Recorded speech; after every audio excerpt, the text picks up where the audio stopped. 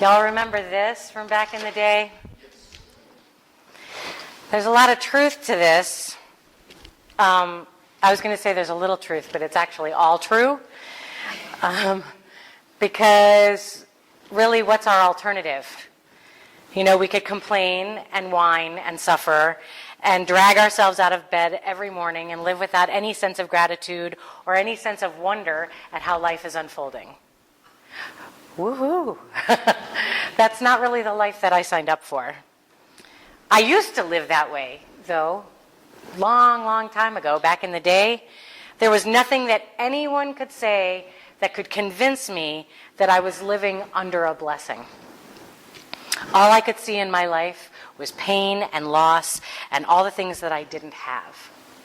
And then I met this amazing healer in Philmont, New York, and he opened my eyes to a lot of great wisdom, not the least of which was this idea. Pain is inevitable, suffering optional. And then as I was looking for an image, I found that one. Change is inevitable, suffering is optional. Stuff is going to happen. Life is going to happen. It happens to us, all over us, all the time. And we've all heard that, it's not about what happens, it's about what we do with what happens. And I don't know if we could all admit it, that at some point in our lives, we've done nothing with what happens. Or we've done something with what happens that actually makes it worse. And it could just be me that did that. I'll let you guys all off the hook. It was me. I was talking about me. So here's the thing to ponder, though, when I watch news footage of people after a natural disaster. I'm most moved by the ones who are finding a blessing in what's going on around them. After some of the craziest devastation of the tornadoes that ripped through the Midwest, just demolishing whole towns, there'll be this one person that they'll say, well, how are you doing? And they'll say, you know what? I'm truly blessed because I lost everything, but my family's okay. They're the ones who get airtime. They're the ones that the TV wants to talk to. They don't want to talk to the people, unfortunately those people need love, but the people who are just crumbled and can't find the good. They want to talk to the people who are like, well, my house is gone, but I found my watch. It's like they find something to hold on to that's like, no, it's good, I'm okay, I'm still here. And it's because those people give us hope. Those people give us a glimmer of what it looks like. So that when we, are in a job loss situation or a relationship loss or a health crisis or one of our own private little natural disasters, internal, we can have hope because we've seen somebody go through something much worse than we did. And they're still standing. And they're saying, I'm blessed because of whatever. And so they inspire us to be grateful, no matter what things look like, no matter what the mess that we have to bless. The other thing that moved me, and I was doing some research on just this kind of thing, this idea, the videos of people from New Orleans, practicing New Orleans, after Hurricane Katrina, who maybe weeks or months or maybe even a year later were reunited with their pets. Oh my God, these videos bring me to my knees. Just they've lost everything, and yet there's this one of this man who gets reunited with his cat. And it's just beautiful because he may have nothing else in his life, but he got his cat back, and there's this blessing moment, there's this exchange of love. It's so powerful. It's miraculous in its powerfulness. It's beautiful. And I share this because, speaking just anecdotally, I haven't done any research, there's no science to this. This is all just me. And so, yeah, she's out. But it seems that if we can find the blessing in our most horrible, painful moments, our lives seem to be a little better. Like we survive better. We live longer. If we can find the kernels of that. And it's that gratitude piece, it just comes into everything, doesn't it? Forgiveness and gratitude. Another ministerial secret. All talks are about forgiveness and gratitude. Don't tell. Don't tell. So so it's that gratitude piece, and it's finding the good in the impossible. And so, as always, when I'm talking about this kind of thing, I go right back to Viktor Frankl, the man who wrote Man's Search for Meaning. He spent 3 years in several different concentration camps, including some of the worst. He was in Theresienstadt, he was in Auschwitz, and he was in Dachau, separated from his wife, separated from all he knew. And he wrote this book, Man's Search for Meaning, which still stands strong today in its truths. And, granted, the barometer, as far as a barometer goes, the bar he set for finding a blessing in the bad is pretty high. I don't think any of us are going to reach that bar, but I still turn to him for perspective. And he wrote these 2 things. He wrote, those who have a why to live can bear with almost any how. Huge. A why. Finding the blessing, finding the gratitude. And then he also said, we who lived in concentration camps can remember the men who walked through the huts, comforting others, giving away their last piece of bread.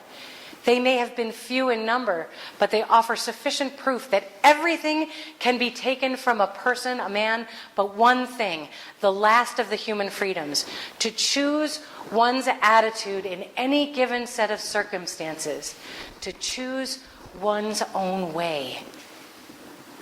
God, it comes back to us. It comes back to accountability. Darn it, every time. So taking that, and then let's look at where Henri Nouwen goes.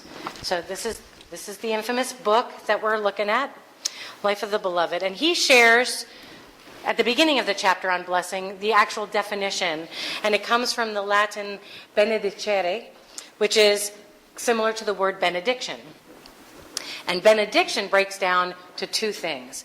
Bene, meaning well, and dictio, meaning speaking. So benediction becomes saying good things of someone, speaking well of someone.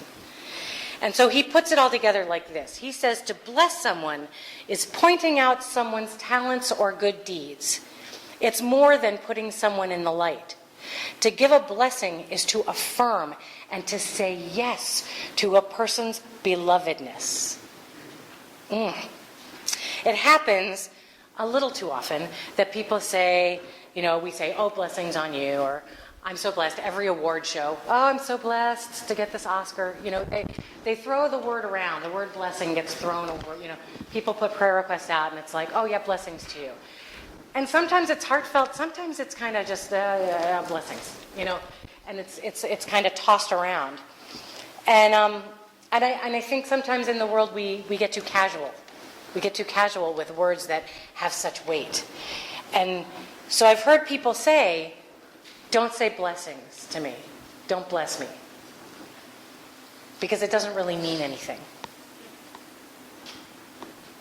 And, oh, that hurts. That hurts. Because I have to stop and wonder, where did they lose the meaning? Where did they lose the weight? Where did they lose the power of this word blessing? And I wonder if they've forgotten this thing. This is what I found. To bless means to wish unconditionally from the deepest chamber of your heart unrestricted good for others and events. It means to hallow, to hold in reverence, to behold with awe that which is always a gift from the Creator. The one who is hallowed by your blessing is set aside, consecrated, holy, whole. To bless is to invoke divine care upon, to speak or think gratefully for, to confer happiness upon, although we ourselves are never the bestower, simply the joyful witnesses of life's abundance. That's what it means to me when I say blessings. It's got weight. On the streets of New York, there are these young men, and they're fabulous. These African-American young men who are selling their CDs of music that they make. And they're not panhandling. They have CDs that they have recorded and they have invested money in, and they are on the streets selling them, and they're working hard. And they're mostly targeting tourists, because tourists have cash. New Yorkers do not have cash. So a few years ago, when I was in New York, I was walking down Fifth Avenue, and I was feeling pretty darn fine. And there were a group of guys, and one of them came up and said, hey, would you buy my CD? There's no bad language. It's just, my thoughts, my feelings. And I was, differently abundantly blessed at that time. How do I say that? I was differently financially solvent at that time. So I was like, oh, yeah, sure, So I handed him some money. Well, as soon as I handed him money, all his guys are like, hi, buy mine too, buy mine too, buy mine too. And I can't say no. So I ended up with a whole bunch of CDs and out a whole bunch of cash, which was fine. It was fine. However, I don't listen to rap, so I ended up gifting them to a bunch of people, which, the blessing goes on. So anyway, this time, though, this past week, I'm differently financially solvent. It's just different. And this time they were in Times Square. So I was walking through Times Square, and sure enough, there they were, buy my CD. And one of them came up to me and started chatting with me. And again, no cussing, no bad language. It's just, my feelings. And I was like, I hear you. I get it. I don't have any cash on me. And he was just, well, he started at 20, and then he was like, well, how about 10? How about 5? And I said, how about this? How about this? I'm a minister, and I'm visiting from Alaska, and the best thing that I can do right now is bless you and hold you in prayer. And I expected him to laugh or to blow it off. And instead, he pulled me aside away from his buddies, handed me the CD, and he said, my name's Roger, pray for me. Nice. And so I hugged him. And I said, absolutely. And he said, thank you, Reverend.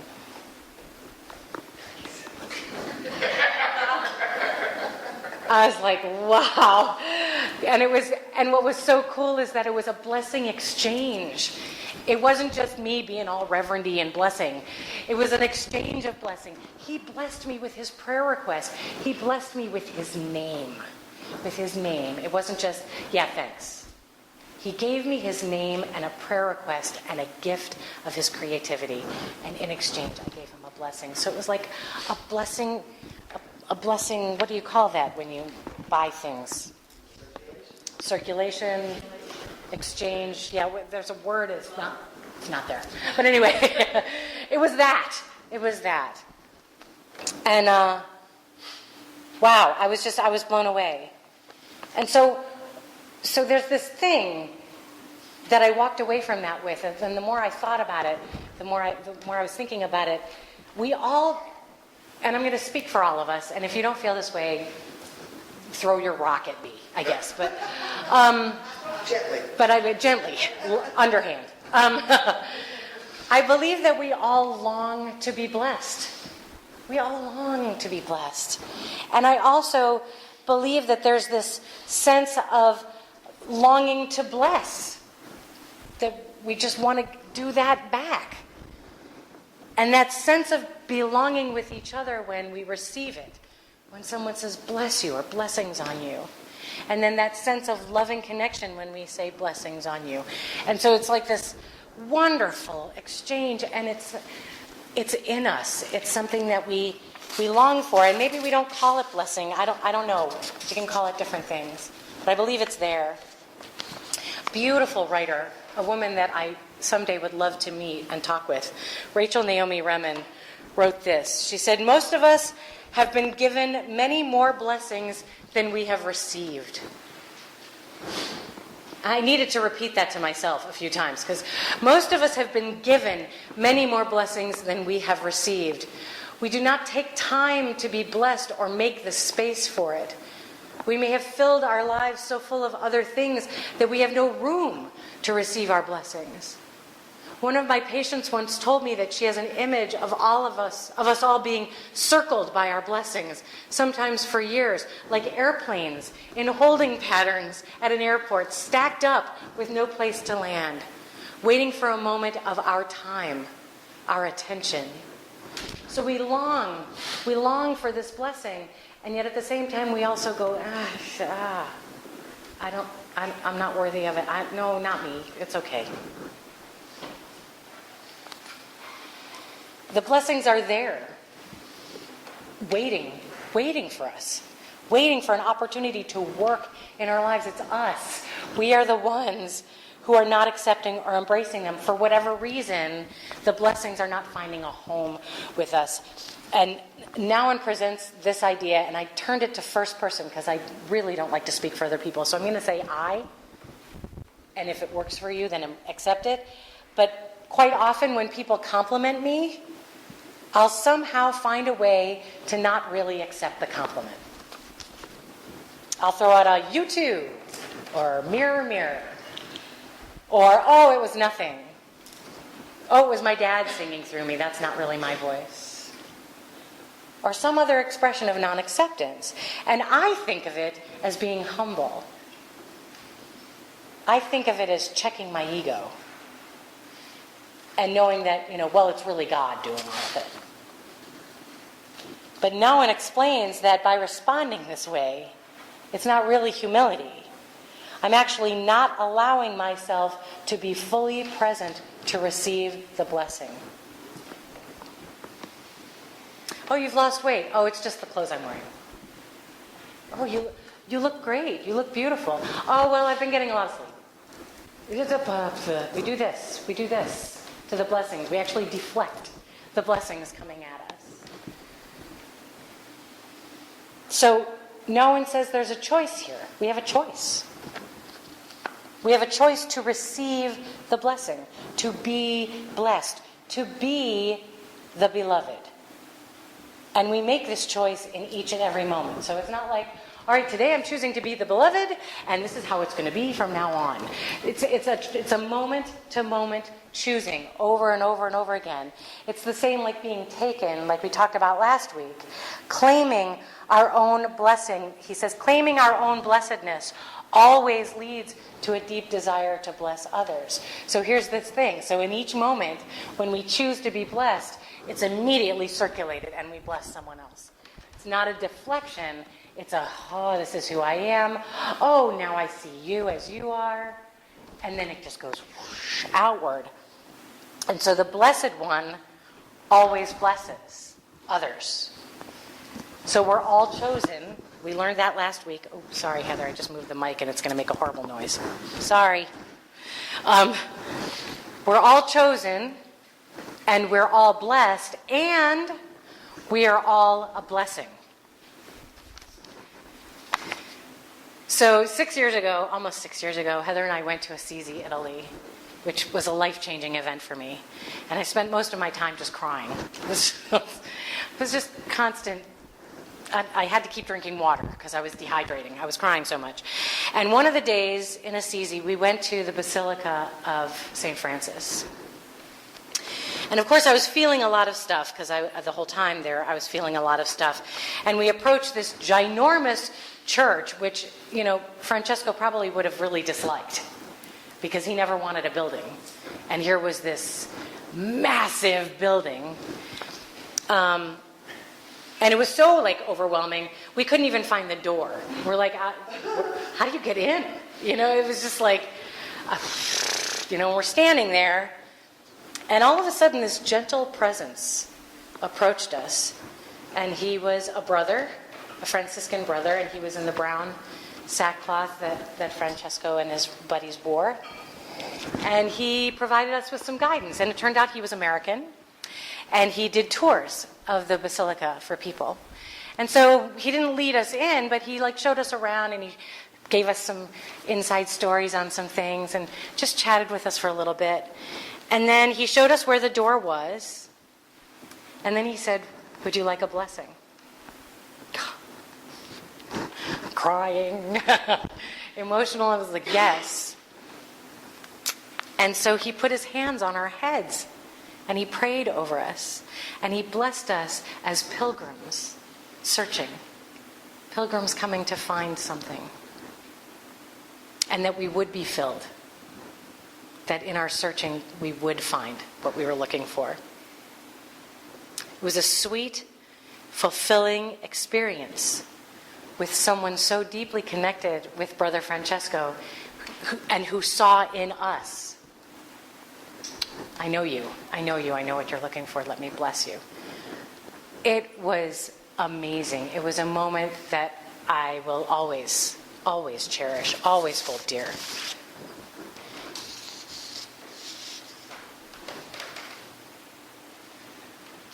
Kokai read in the sacred reading something really profound, and it's this. We are being blessed like that all the time. All the time. When someone lets us into their lane of traffic and does a thank you wave, blessing. I was at the bank the other day, and there was a woman behind me in line who had two very energetic young boys with her. And I could just hear in her voice that her loving, patient mother voice was about to turn. And pretty much everyone in the bank was about to turn. These kids were definitely, they were pushing buttons. And I thought, I'm in no hurry. I have nowhere to be. And I just turned around and I went, you go ahead. You got stuff on your plate. And she just, thank you so much. Just that little bit, that I bought her a little time before her hair exploded. But it was, and it was a blessing. When Colleen took care of Maddie while I was in New York City, which, no small task, I'm a neurotic dog owner. That was the coolest blessing exchange of all. Because not only did I feel blessed knowing that someone who knows me and knows how I feel about Maddie was going to be taking Maddie, but Maddie blessed her family and changed the energy in her home. Big time. And so it was this beautiful and here you go, and here you go. Transaction, that's the word. It was a blessing transaction. I knew the word would come. Thank you, God. Absolutely perfect. So if we are open to it, we can see it. And if we see it and are open to it, we can share it. And then when we share it, we can recognize how much more we have to give. We give it, we get it. It's a never-ending resource. I sometimes talk about karmic responsibilities in life, certain things that I feel compelled to do. It's my karmic job. Some of my karmic jobs are returning shopping carts, picking up random garbage, holding doors open, and always saying, God bless you, when someone sneezes, even if I don't know them. It's caused some really interesting moments in the produce department of Fred Meyer. People are like, who said God bless you? I'm stealthily sneaking out. Just blessed you. Shh, don't. So I can do it anywhere. And sometimes, if I'm working or I'm interpreting, it's got to be really stealthy. I do a little GBY. That's my little God bless you under the table. But I like to sneak it in because I feel like it's my karmic duty. And sneaky blessings count, by the way. Sneaky blessings count. Even if the person, I was just having this conversation last night, they said, well, what if I'm not open to receive it? I'm like, you do anyway. Sorry. If I bless you, you're blessed. That's all there is to it. So most of us just recently have learned more about Leonard Nimoy, who left the planet just recently. He was a beloved actor and director, photographer, and a pretty amazing human being. And following the news of his death, there's been a flurry of interviews and videos and information about this man surfacing that some people knew, some people didn't. I didn't know all of it. I didn't realize that he was raised in an Orthodox Jewish home, that his parents were Ukrainian immigrants, and that in the home they spoke Yiddish. And so when he was cast as Spock, and he decided they wanted to come up with some Vulcan gesture, hand gesture, he created this, which is actually a cherished and ancient Jewish blessing. This is the letter Shin, which stands for Shabbat. It stands for Shalom. It stands for Shekhinah, which is known as the feminine aspect of God. So since when? The 1960s, when Star Trek came out?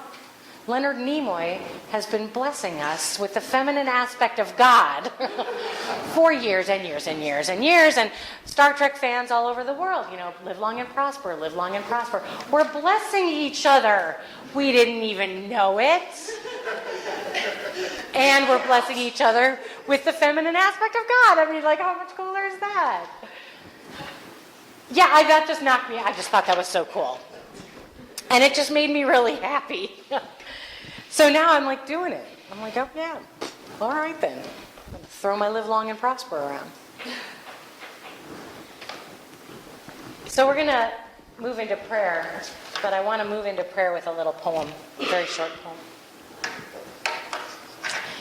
And this poem is called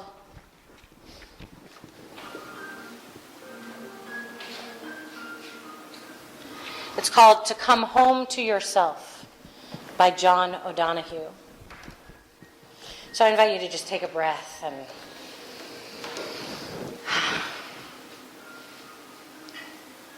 just sit in the blessing.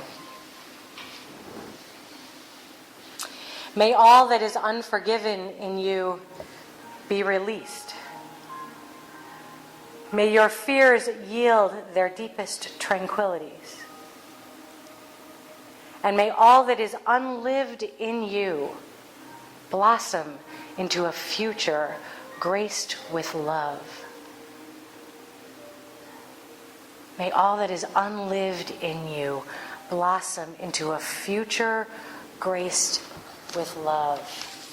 It is so easy in our world today to hear and focus on and be bombarded by what's happening that's negative, that's hurtful, that's confusing, that's overwhelming.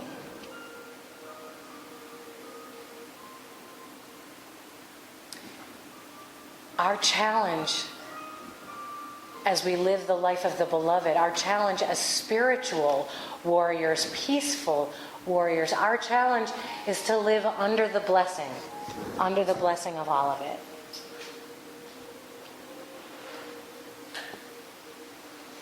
I'll just share in this prayer briefly a prayer for my mom, who is just phenomenal at this.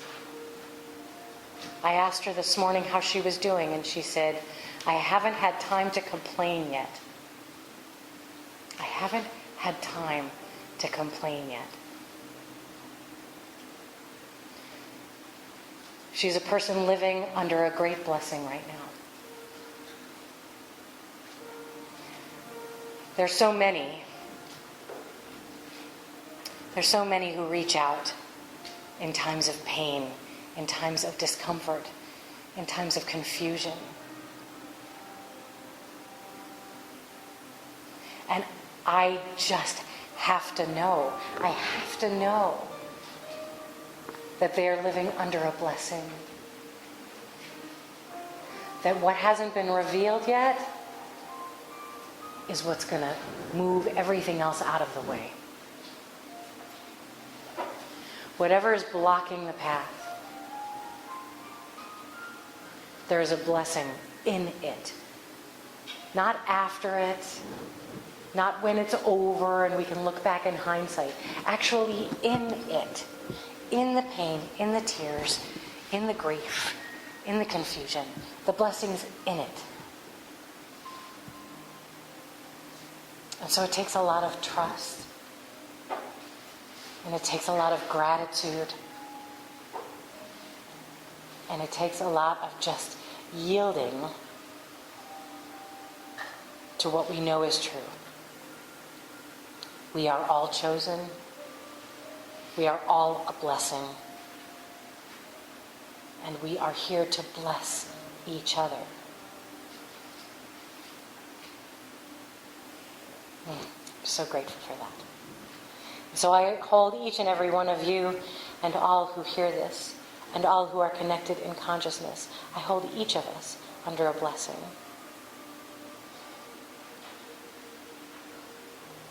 And I simply know, I know that all is well. So grateful, so grateful. Amen. Ashe.